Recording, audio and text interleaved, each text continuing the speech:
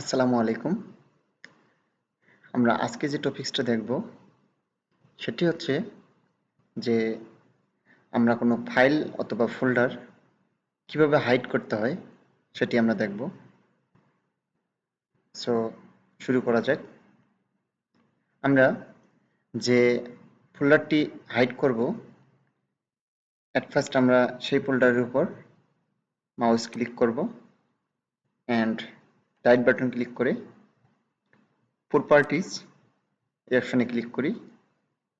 এখান থেকে হিডেন এখানে টিক মার্ক বসিয়ে অ্যাপ্লাই ওকে। আপনারা দেখতে পাচ্ছেন যে ফোল্ডারটি আমাদের এখানে এখনো দেখা যাচ্ছে এবং কালারটি চেঞ্জ হয়ে গিয়েছে। এজন্য আমাদের আরেকটা অপশনে কাজ করতে হবে। এখান থেকে ভিউ অপশনে ক্লিক করি, change folder and search option, click নাও। ভিউ এখানে don't show hidden files folder or drive এই অপশনে ক্লিক করি, অ্যাপ্লাই ওকে। এখন দেখতে পাচ্ছেন যে আমরা যে ফোল্ডারটি হাইড করেছিলাম সেটি হাইড হয়ে গিয়েছে। এখন আমরা আরেকটা ফোল্ডার হাইড করে দেখি, কারণ তখন আমরা হাইড করার পরেও ফোল্ডারটি কিন্তু হাইড হয়নি। সো আমরা এখন নিউ ফোল্ডারটি হাইড করব।